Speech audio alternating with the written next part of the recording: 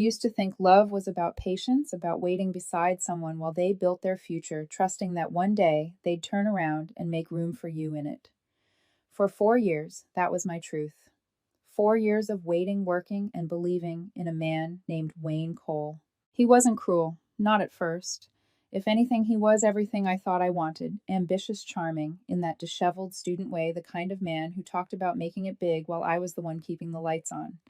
I worked full-time at a design firm while he studied business, and when the rent came up short, I filled the gap without a word. He'd kiss my forehead, say, "I'll pay you back when I graduate," and I'd smile, pretending I believed him. The thing about slow sacrifices is that they don't need hurt until they do. You give a little of yourself each day, your sleep, your weekends, your pride, until one morning you realize you've built someone else's dream instead of your own. The first year we were unstoppable. Wayne used to call me his anchor. He'd study until 2 a.m., and I'd stay up with him, editing his essays, bringing coffee, listening to his half-formed ideas about startups and investments. We made plans: a house by the lake, a dog matching mugs for Sunday mornings. He said he wanted a life that looked like us. But somewhere in year 3, something changed. It wasn't dramatic, just quiet. His phone stopped staying face up. His tone softened when he said certain names. There were study sessions I wasn't invited to, any more new friends I'd never met, and a coldness that crept into his hugs like frost. When I asked if everything was okay, he smiled that easy smile and said, "You're imagining things, Paulina. I've just been busy." Busy. The word became a wall between us. Still, I tried. I told myself it was stress, that finals were coming, that I just needed to hold on until graduation. I told myself he still loved me even when the evidence said otherwise. I held on because that's who I was, steady, loyal, unwilling to give up on someone I'd built my world around. One evening, I brought him dinner lasagna, his favorite. He barely looked up from his laptop. "Thanks," he muttered, fingers flying across the keyboard. "Wayne," I said softly, "you've been miles away lately. Did I do something wrong?" He sighed, the kind of sigh that makes you feel like a burden. "No, Paulina, not everything's about you." That one stung. Not because of what he said, but because I knew then I wasn't even in his story anymore. I was background noise, the quiet hum that helped him concentrate while he planned a life that might not include me. That night I sat on the balcony watching the city lights blur. I told myself I'd stop waiting for him to look up to notice me again. But then I heard the door creak, and his voice behind me, soft, almost apologetic. "I didn't mean to snap," he said. "You know how stressed I am." I nodded, like always. "I know." He kissed my shoulder and whispered, "Once I graduate, everything will be different." And I wanted to believe that so badly I did. But things were different, just not in the way I'd hoped. He started staying later on campus. When I'd ask who he was with, he'd shrug. "Just people from my group project." The name Melissa came up once casually, like it shouldn't mean anything. "She's just helping with research," he said. I didn't push it. One night I woke up to the sound of his phone buzzing. He was asleep beside me, the screen lighting up his face. The message preview read, "Can't wait to see you again tomorrow." My stomach dropped. I didn't check the rest. I didn't need to. I just set the phone down and stared at the ceiling until morning, feeling the quiet truth settle in my bones. The next day I tried to pretend I hadn't seen it. I made coffee, kissed him goodbye, smiled like everything was fine. But every time he said "love you," it sounded like punctuation, something he added out of habit. That weekend, while folding his laundry, I found a receipt for a dinner reservation. 2 entrees, a bottle of wine at a restaurant we'd never gone to. The date matched the night he told me he'd been studying late. I remember standing there, holding that little slip of paper, realizing that the version of love I'd been defending was already gone. Still, I couldn't confront him. Not yet. Because some part of me, the part that still remembered his hand in mine during his first job interview, the way he'd whispered, "You're my reason," wasn't ready to face what came next. That night he came home smiling, humming under his breath like a man whose life was just beginning. I asked, "How was your day?" He kissed my cheek. "Productive." I nodded, forcing a smile. Inside, something fractured quietly, the kind of break no one hears until it's too late. He didn't notice. Or maybe he did, and just didn't care. Looking back now, I think that was the last normal night we ever had. After that, every conversation felt like walking on thin ice, pretending not to hear the cracks beneath our feet. But denial has a way of protecting you until it doesn't. And the moment it shattered was the night he said the words that would rewrite everything between us. "Maybe you shouldn't come to my graduation, Paulina. It'll just be awkward with Melissa there." I didn't answer right away. I just stared at him, my fork frozen halfway to my mouth, the lasagna on my plate going cold. In that silence, something inside me began to die. Not love, but illusion. The illusion that patience earns loyalty, that kindness guarantees respect, that waiting beside someone means they'll wait for you too. I didn't know it yet, but that small shift, the way he said, "Don't wait up," was the beginning of the end. The silence that followed his words didn't sound like silence at all. It sounded like the hum of the refrigerator, the scrape of his fork, and my heartbeat pounding in my ears, all louder than they'd ever been. "Wait," I said carefully, as if the right tone could change his mind. "You don't want me to come to your graduation." Wayne didn't even flinch. He just kept scrolling on his phone, the blue glow reflecting off his glasses. "It'll just be awkward, Paulina," he said, like it was a perfectly reasonable thing to say to the woman who paid half his tuition shortfall. "Melissa's going to be there. She's part of that chapter of my life. I don't want drama." I laughed softly, even though my throat was tightening. "Drama? You think I'd cause a scene at your graduation?" He sighed, finally putting his phone down. "No, it's not that. I want the day to be peaceful. She and I are friends now. She helped me with some networking stuff. It's complicated." My voice came out smaller than I expected. "You're inviting your ex, but not your girlfriend." Wayne leaned back in his chair. "You're twisting this. It's not about choosing one over the other." "It's exactly that," I said, my voice breaking. "You're choosing whose presence makes you more comfortable, and it's not mine." He rolled his eyes as if I were a child who didn't understand logic. "Paulina, please. You're making this harder than it needs to be." That sentence, "you're making this harder than it needs to be," hit like a slap. Because I'd made everything easy. Rent meals, notes, rides, late nights, reassurance. I'd spent 4 years smoothing the edges of his life, and now he was telling me to step aside because it was simpler. I set my fork down slowly, my hands trembling. "So let me get this straight. You want your ex-girlfriend cheering for you in the crowd, but the woman who helped you get there can't come, because it might be uncomfortable for her." Wayne's tone sharpened. "Don't guilt-trip me, Paulina. This isn't your achievement. It's mine. You've been supportive, and I appreciate that, but what I asked, but not enough to stand beside you when you finally succeed." He exhaled hard.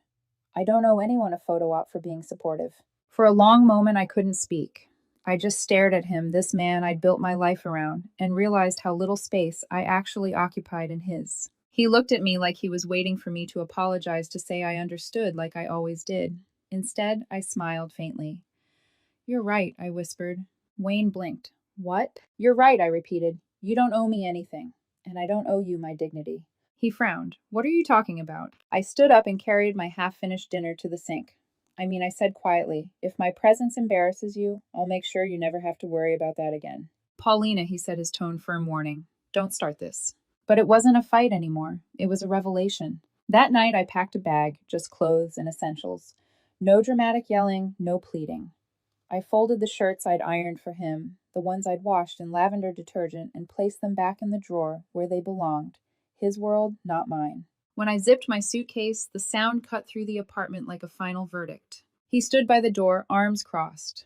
"You're seriously leaving over this?" I paused. "No, Wayne," I said softly. "I'm leaving because of everything that came before this." He scoffed, trying to act unfazed. "You're being emotional." "I've been emotional for years," I said, meeting his eyes.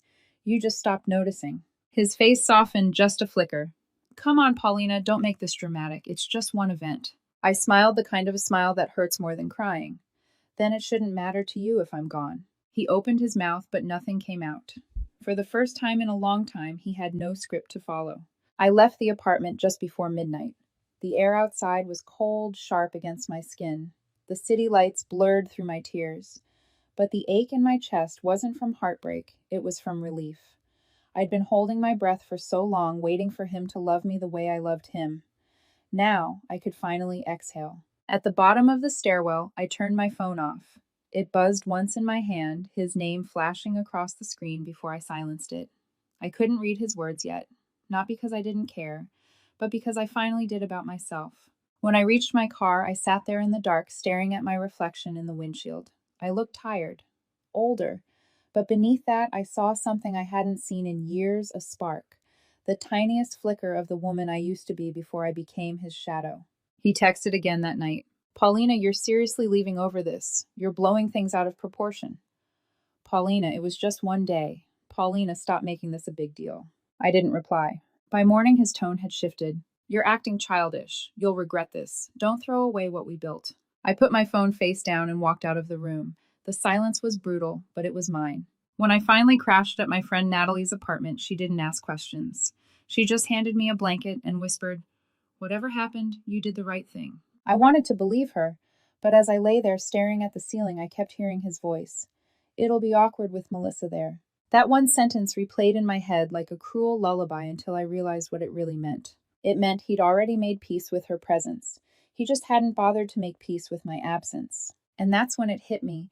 I'd spent 4 years helping him chase a future I was never meant to be in. So I did what I should have done long ago. I deleted his number, blocked his messages, and whispered to myself in the dark, "You can't heal in this place you were convinced to stay small." The door had closed behind me, but for the first time, it felt like an opening. The first morning after I left Wayne's apartment, the world felt too quiet. No sound of his coffee machine sputtering, no rushed footsteps, no half-asleep kiss on my cheek, just the hum of the ceiling fan and my own breath echoing through Natalie's spare room. For years, my life had revolved around him, his deadlines, his meals, his moods. Without that orbit, I didn't know where to stand. The silence was both mercy and punishment. I sat up staring at my packed suitcase by the door. I told myself I'd go get my things later. The rest of my clothes, my camera, the box of letters I'd written him but never sent. But I couldn't bring myself to see him yet. Not when I still heard his voice saying, "It'll be awkward with Melissa there." That day, my phone lit up with missed calls and unread messages. I didn't open them. But later, curiosity won. "Wayne, Paulina, you're being ridiculous." "Wayne, it was just one day. Why are you acting like I cheated, Wayne? You're making this harder than it has to be." Every message carried the same undertone, not regret, just irritation that I disrupted his routine. No apology, no accountability, just words meant to pull me back into orbit. I turned off the notifications and went for a walk. It was raining, the kind of light drizzle that blurs everything. I didn't bother with an umbrella. I needed the water, something cleansing, something that didn't ask anything from me. Each step felt like reclaiming inches of myself I'd given away. The following week was harder. Nights stretched endlessly. I'd wake up at 3 a.m., hand instinctively reaching for a side of the bed that was no longer mine. I'd catch myself checking my phone, half expecting a good night text that would never come. Natalie tried to help. "You did what most people can't," she said one evening over takeout. "You walked away before he destroyed what was left of you." I smiled weakly. "Then why does it still feel like I'm the one who lost?" "Because you're still detoxing," she said simply. "Love is a drug. You're in withdrawal." I didn't want to admit she was right, but she was. Every time I thought about him, I missed the version of Wayne I'd met years ago. The one who laughed too loud at bad movies, who held me when I cried, who whispered, "You're my calm." The problem was that man didn't exist anymore. Graduation day came faster than I expected. I hadn't planned to think about it, but at work someone mentioned the traffic near campus and it hit me like a slap. Today was his big day. For months, I'd imagined sitting in the crowd, cheering, crying, believing we'd made it together.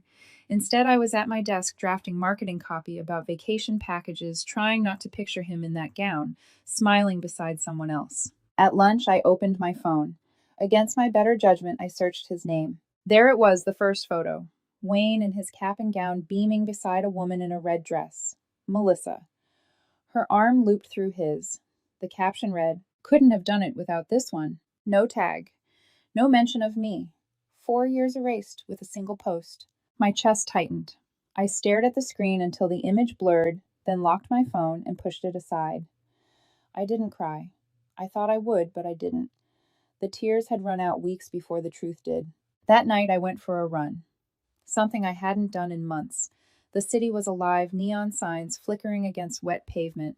My lungs burned, my legs ached, but the pain felt cleaner than anything I'd felt in years. When I got back, my phone buzzed again. I almost ignored it, but then I saw his name. Wayne. "You saw the pictures, didn't you?" "Don't twist it. She's just a friend. I told you that." "Wayne, you could have been there, Paulina. You chose not to." I stared at those words until they blurred into white noise. Then I deleted the thread. Days turned into a week. The silence between us became a strange kind of companion, sharp at first, then dull, then almost comforting. I stopped checking his social media. I stopped wondering if he'd call.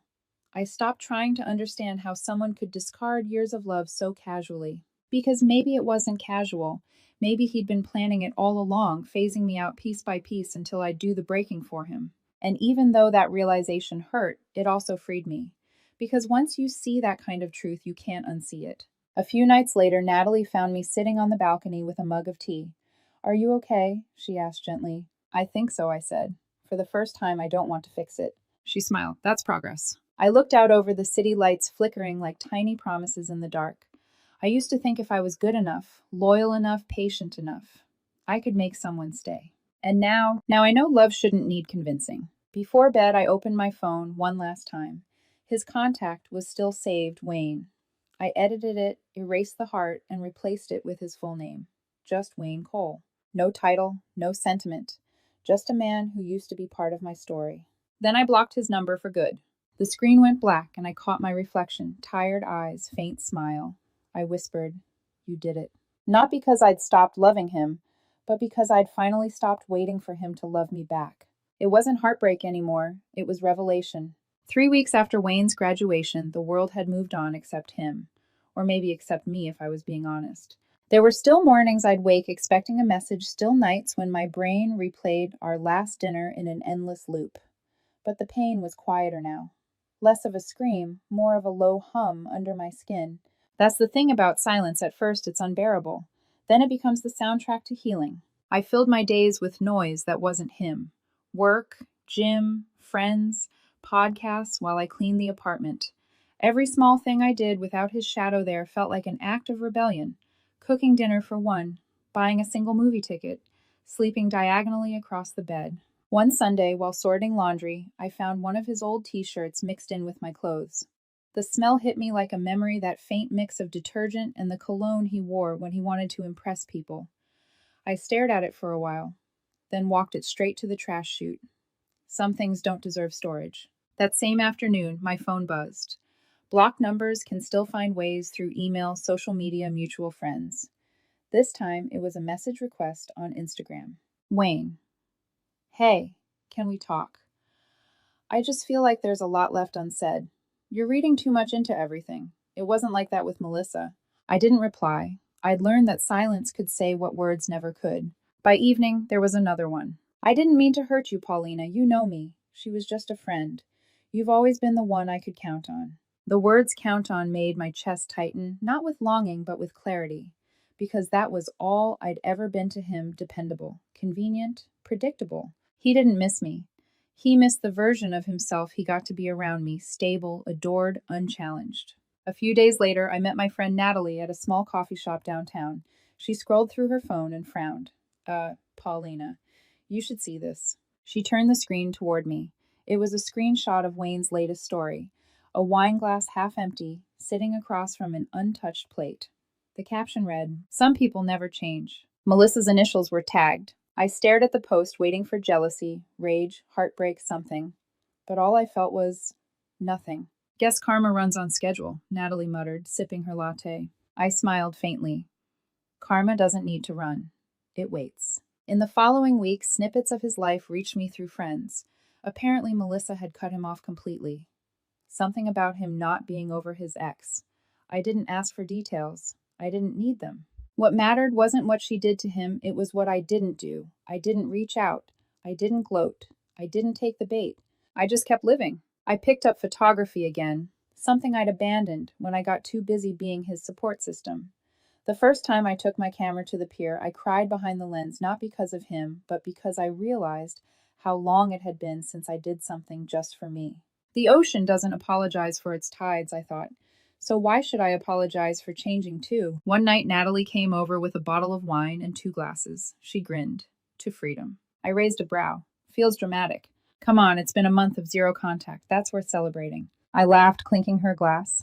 Fine. To freedom. She took a sip and said softly, You know you're lighter now. Lighter. Yeah, she said. Like you've been carrying something heavy for so long and finally put it down. I smiled. Maybe I did. She nodded. Good. Because that man was never a weight worth lifting. Later that night, alone in bed, I scrolled through old photos. There we were, smiling, holding hands, pretending to be unbreakable. I hovered over the delete button, hesitated for a moment, then pressed it. Every image disappeared one by one until the screen was blank. It didn't feel like erasing the past. It felt like making space for what came next.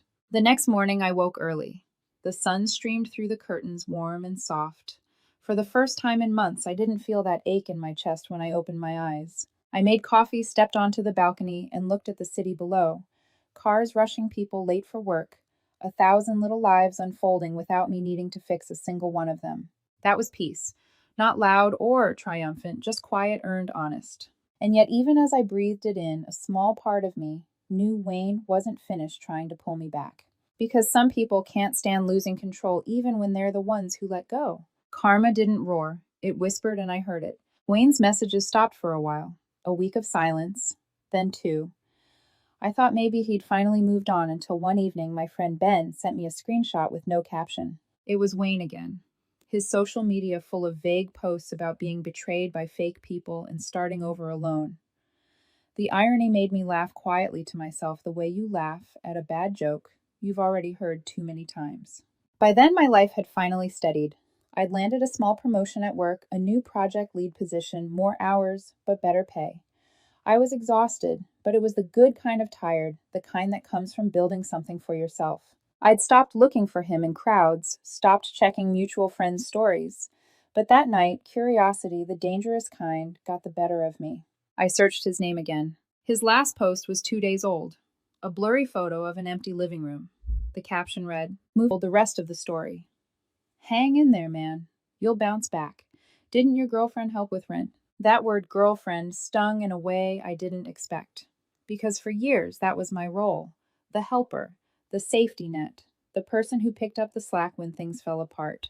But now someone else was supposed to do that, and apparently she didn't. A few days later, an email slid into my inbox. No subject line, no greeting, just him. I don't know who else to talk to, Paulina. Things got complicated. Melissa isn't who I thought she was. She bailed the moment I needed her. My landlord's kicking me out next month, and my parents won't help. I messed up. I see that now. You always understood me. Please, can we talk? I read it twice, then a third time. There was a time those words would have cracked me open, the guilt, the pity, the urge to fix.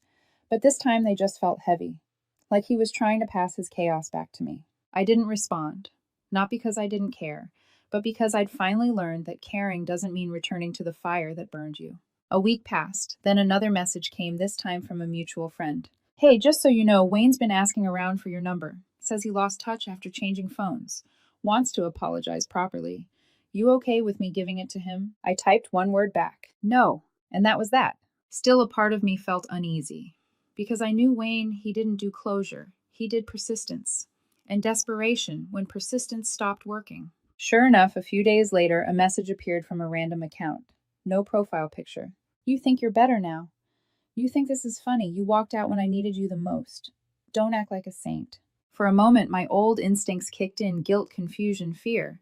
But then I noticed something in the message that made me stop. He said when I needed you, not when I loved you, not when I missed you, just needed. And suddenly everything made sense. He didn't want me back.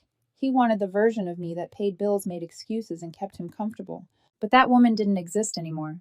2 days later, Ben texted again. "You won't believe this. Wayne's living back at his parents' place. They told him they're done helping him. Guess the job offer he bragged about fell through." I didn't reply. I didn't need to. It was like watching a movie you'd already seen, the ending predictable, the dialogue tired. Still, I couldn't help but feel, not joy, but balance. For the first time, consequences were catching up to him, and I didn't have to lift a finger. That weekend, Natalie and I went to the coast. The air smelled like salt and new beginnings. I walked barefoot through the sand, feeling the cool water rush over my feet. "Do you ever think about him?" she asked. "Not the way I used to," I said. "I think about the version of me who loved him. She deserved better." Natalie smiled. She finally got it. When I got home that night, I found another email from Wayne. Short this time, almost pitiful. "I don't know what else to do. I can't make rent. My parents won't help.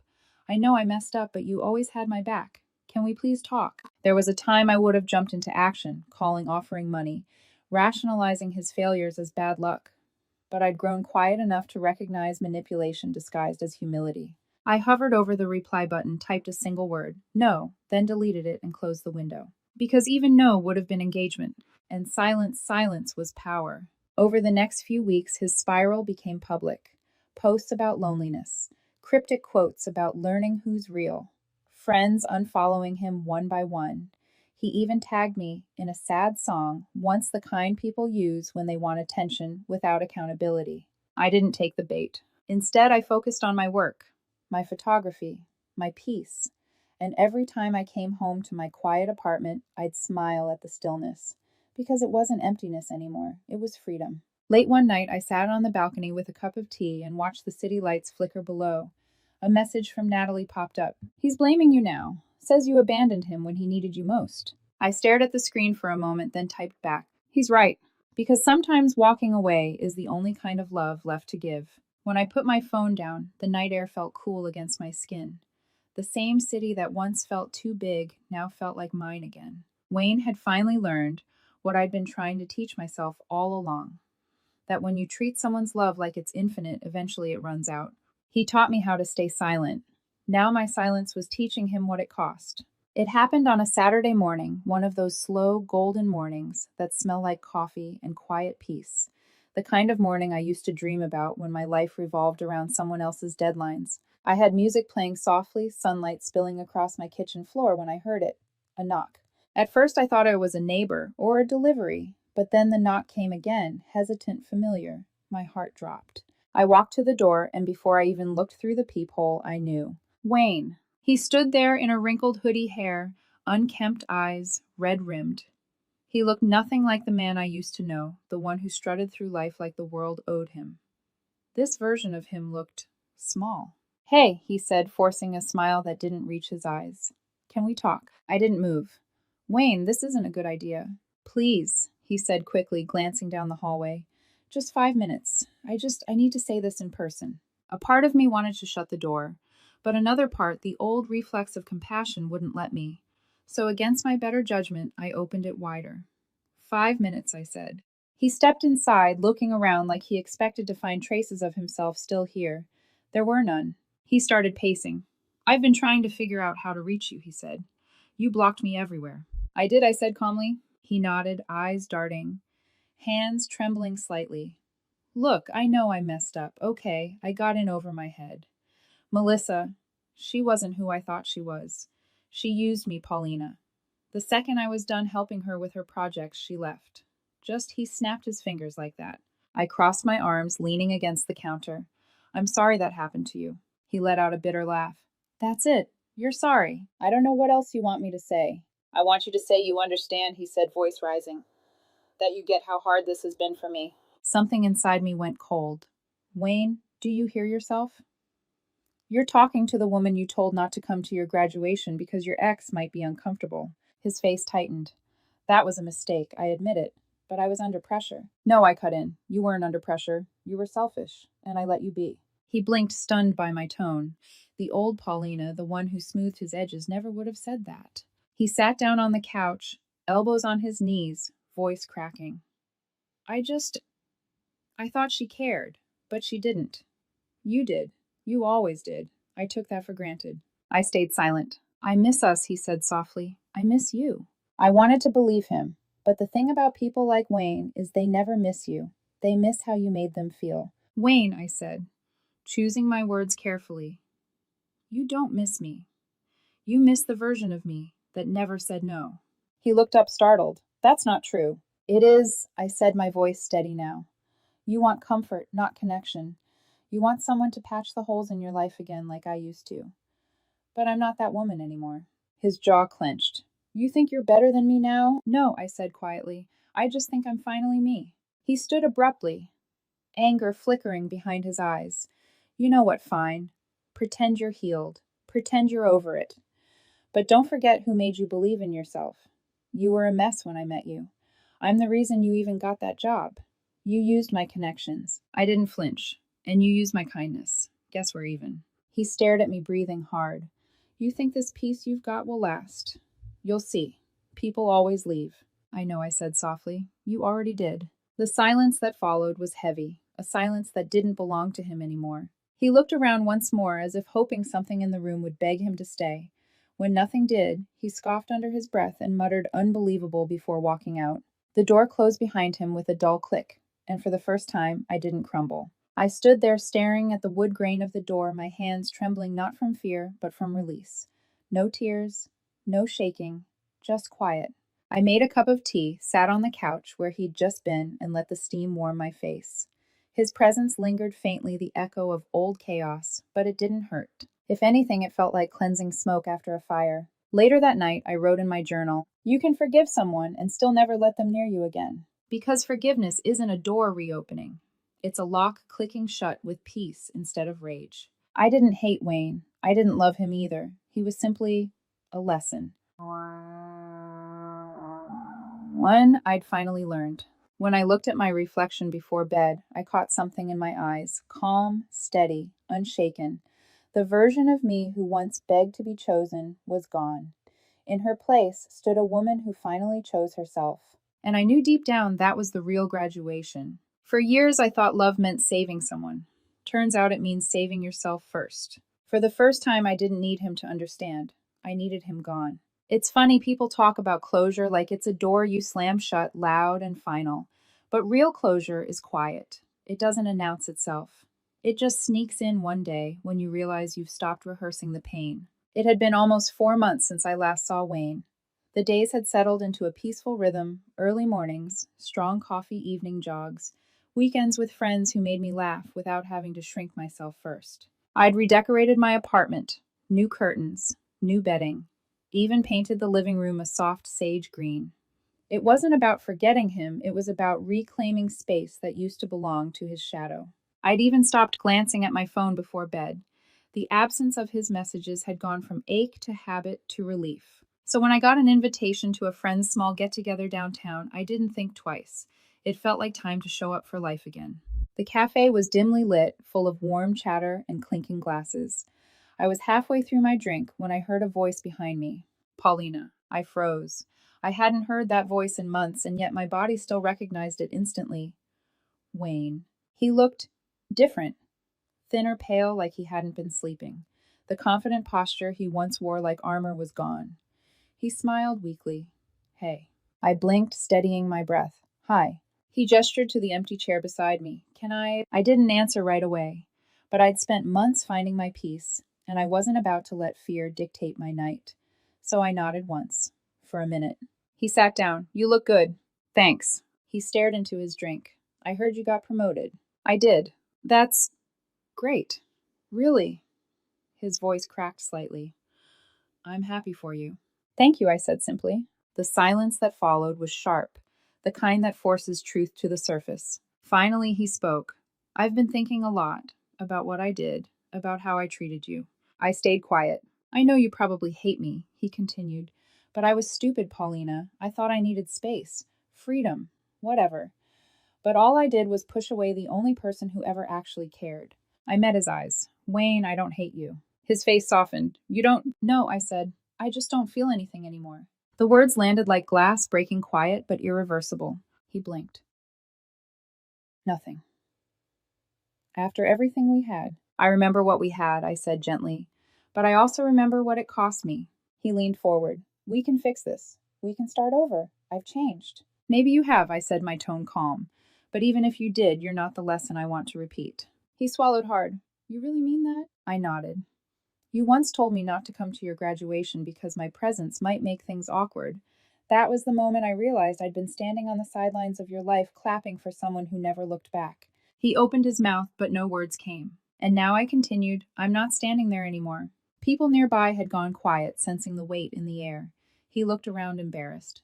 Can we not do this here? I smiled faintly. Relax. I'm not here to humiliate you. I just needed to say it for me. He nodded, slowly defeated. So that's it. That's it. He tried to hold my gaze, but eventually looked away. You'll regret this one day. I shook my head. I already did, Wayne, years ago. I stood up, grabbed my bag, and walked toward the door. Behind me, I could feel his eyes following, like someone watching a train leave that they thought would wait forever. But I didn't turn around. Outside, the air was cool and alive with the city's heartbeat. I stood under the streetlight, breathing it in, the sound of music spilling from open windows, Laughter from strangers, the rhythm of a world that had moved on without needing my permission. For the first time in a long time, I didn't feel like I was missing something. I felt whole. That night, I went home, poured myself a glass of wine, and sat on the balcony. The city stretched before me, lights shimmering like new beginnings. I thought about all the versions of myself. I'd been the girl who waited, the woman who walked away, the one who learned that love without respect is just captivity dressed up as devotion. And then I smiled, because this stillness, this freedom, this peace was mine. The next morning, I opened my journal for the first time in weeks and wrote one final entry under his name. He graduated with a degree, but I graduated from him.